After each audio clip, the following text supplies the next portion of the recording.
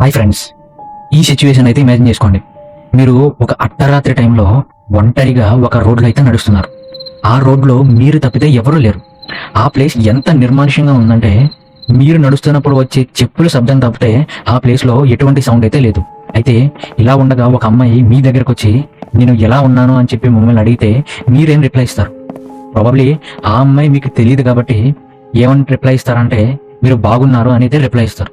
లేకపోతే ఆ అమ్మాయి మీకు ఎవరో తెలియదు కాబట్టి ఇగ్నోర్ చేసి అయితే వెళ్ళిపోతారు. అయితే ఈ రెండు పనిట్లో ఏ ఒక్క పని చేసినా సరే మీరు తీవ్రమైనటువంటి పరిణామాలు అయితే ఎదుర్కోవాల్సి వస్తుంది. ఎందుకంటే దీని తర్వాత మీకు జరిగేటువంటి ఇన్సిడెంట్స్ మీరు తెలుసుకుంటే చాలా ఘోరంగా అయితే ఉంటుందన్నమాట. అయితే ఈ వీడియోలో నేను మీకు చెప్పబోయే అమ్మాయి సాధారణ అమ్మాయి అయితే కాదు. ఈ అమ్మాయి పేరు వింటేనే జపాన్లో జనాలు వణికిపోతారు. కనీసం ఆ అమ్మాయి గురించి ఆలోచించాలంటే కూడా చాలా భయపడిపోతారు. అయితే జపాన్లో ఒక మాట అయితే ఉంది, ఈ అమ్మాయిని కనీసం తన గురించి గుర్తు చేసుకున్నా లేకపోతే తన పేరు తలుచుకున్నా సరే ఆ దెయ్యం ఆ అమ్మాయి తన వెంటైతే పడిపోతుందని చెప్పేసి జపాన్లో ఉన్నటువంటి ప్రజలు ఇప్పటికైతే నమ్ముతూ ఉంటారు. అయితే జపాన్లో ఉన్న వ్యక్తులు ఏం నమ్ముతారంటే ఒక్కసారి ఈ అమ్మాయి మీ వెనక పడిందంటే దాన్ని వదిలించుకోవడం మీ తరం కాదు. ఆ అమ్మాయి పేరే కుచిసాకా ఓనా. 1970 జపాన్ మెల్లగా అభివృద్ధి చెందుతున్న టైం అది. ఆ టైంలో మెల్లగా కంప్యూటర్ డెవలప్మెంట్ టెక్నాలజీ అయితే జపాన్కి అయితే వచ్చింది. అయితే ఈ టైంలో జనాలు మెల్లగా దెయ్యాలు భూతాలు ఇవన్నీ లేవని చెప్పి అయితే నమ్మడం స్టార్ట్ చేశారు. అయితే ఇలా ఉండగా 1970లో వాళ్ళకి ఒక భయంకరమైనటువంటి సంఘటన అయితే జరిగింది. దీంతో జపాన్లో ఉన్నటువంటి ఆ పేరెంట్స్ వాళ్ళ పిల్లల్ని కూడా బయటకైతే పంపేవారు కాదు. కనీసం చదువుకోవడానికి కానీ కోచింగ్కి కానీ కూడా బయటకైతే పంపేవారు కాదు. దీనికి కారణం భయంకరమైనటువంటి దెయ్యం. ఆ దెయ్యం పేరే కుచిసాకా ఓనా. ఈ కుచిసాకా ఓనా జపాన్లో ఆ టైంలో రోడ్ల మీద అయితే తిరిగేదంట. అందమైనటువంటి కళ్ళతో మొహానికి ఒక మాస్క్ అయితే పెట్టుకుని తిరిగేదంట. అయితే పిల్లలు తమ యొక్క కోచింగ్ ఇన్స్టిట్యూట్ నుంచి స్కూల్ నుంచి తిరిగి వస్తుండగా ఈ దెయ్యం వాళ్ళకి ఎదురుపడి నేను ఎలా ఉన్నాను అని అయితే అడిగేదంట. అయితే తన కళ్ళని చూసి తన యొక్క అందాన్ని చూసి ప్రతి పిల్లాడు కూడా ఆమెను చాలా అందంగా ఉన్నావు అని అయితే చెప్పేదంట. అయితే అలా చెప్పగానే ఆ దెయ్యం తన మూతికి ఉన్నటువంటి మాస్క్ని అయితే తీసేసేది. ఆ మూతికి ఉన్నటువంటి మాస్క్ తీసేయగానే తన యొక్క ఒరిజినల్ క్యారెక్టర్ అయితే బయటపడుతుంది. తను మొహం మొత్తం ఇక్కడ ఇటు ఇటు స్లిట్ అయిపోయి అయితే ఉండేది అనమాట. తన ముఖం ఇటు ఇటు ప్లేడ్తో అయితే కోసేసినట్టయితే ఉండేదన్నమాట.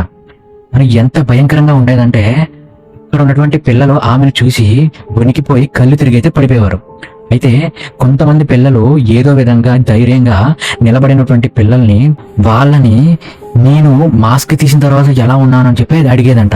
అయితే అప్పుడు కూడా నువ్వు బాగున్నావు అని చెబితే తన చేతిలోంచి ఒక కత్తి తీసి ఆ పిల్లాడి యొక్క నోటిని ఇలా ఇలా అయితే చింపేసేదనమాట. అయితే తర్వాత ఆ పిల్లాడు కింద పడిపోయి రక్తం కక్కుని అయితే చనిపోయేవాడు.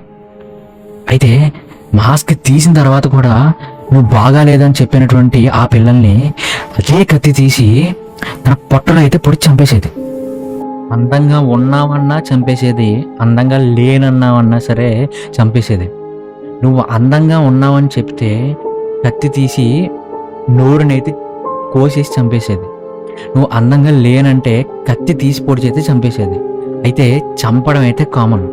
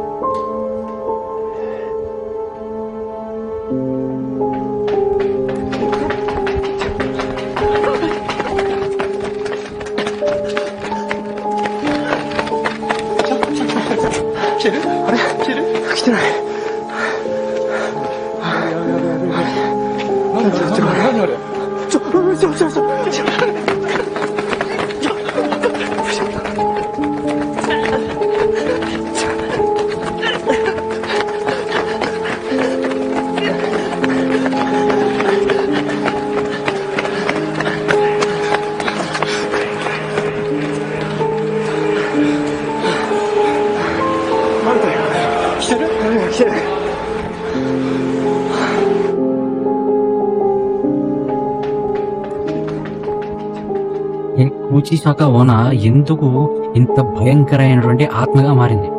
ఎందుకు తను ఇలా అందరినీ చంపుతుంది అని తెలుసుకోవాలంటే ముందర మనం 1600 సంవత్సరాల ముందరకైతే వెళ్ళిపోవాలి. 1600 years ముందర జపాన్లో ఒక అందమైన అమ్మాయి అయితే ఉండేది. తన పేరే కూచిసాక ఓనా. అయితే తను ఎంత అందంగా ఉండేదంటే తన చుట్టూ ఉన్నటువంటి వ్యక్తులు కూడా తనని చూసి ఎంతో అసూయపడేవారు. తను తన అందానికి ఎంత వాల్యూ ఇచ్చేదంటే తను రోజు తన కేర్ బాగా అయితే తీసుకునేది. అయితే తనకి తన అందం అంటే చాలా గర్వం అనమాట. అంటే తనకి ఒక హస్బెండ్ కూడా ఉన్నాడు. అతను చాలా అందంగా అయితే ఉంటాడు. అతను ఒక సామురాయ్ అనమాట. సామురాయ్ అంటే జపాన్లో ఆ టైంలో యుద్ధాలు ఏవైనా జరిగినా సరే వెళ్ళి ఈ సామురాయిలు కత్తులు కటారాలతో పోరాటం అయితే చేసేవారు. అలాంటి వ్యక్తుల్ని సామురాయ్ అయితే అంటారనమాట. అతని హస్బెండ్ ఒక సామురాయ్ అనమాట.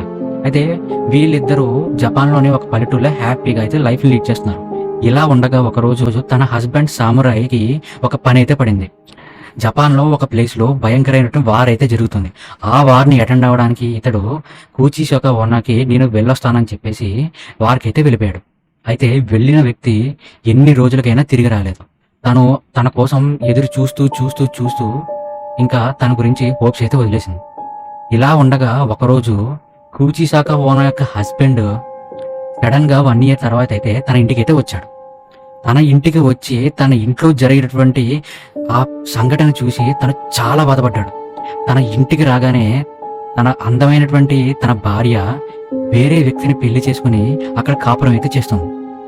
ఇది చూడగానే కూచిసాక ఓనా యొక్క హస్బెండ్ ఎంత కోపం వచ్చిందంటే తన చేతిలో ఉన్నటువంటి కత్తిని తీసి ఆ అబ్బాయిని తలకాయని 2 ముక్కలుగా అయితే చీల్చి చంపేశాడు. అట్ ద సేమ్ టైం కూచిసాక ఓనాని కూడా జుట్టుని పట్టుకుని గోడకేసి నొక్కిపెట్టి, నీకు ఇంత అందం ఉందని పొగరు కదా, నువ్వు ఎలా చూస్తావో చూస్తావా అని చెప్పేసి తన చేతిలో ఉన్నటువంటి ఆ కత్తిని తీసి తన మూతిని అడ్డంగా అయితే నరికేస్తాడు. అడ్డంగా నరికేసి, ఇప్పుడు చెప్పు నీ అందం ఎంత బాగుందో, ఇప్పుడు కూడా నువ్వు అందంగా ఉన్నావా లేదా అని చెప్పేసి భయంకరంగా తన్ని చంపేస్తాడనమాట.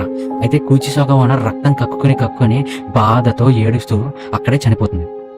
అయితే ఇలా చనిపోయినటువంటి కూచిసాక ఓనాయే ఆ స్ట్రీట్స్ లో ఇప్పటికీ కూడా తిరుగుతుందంట.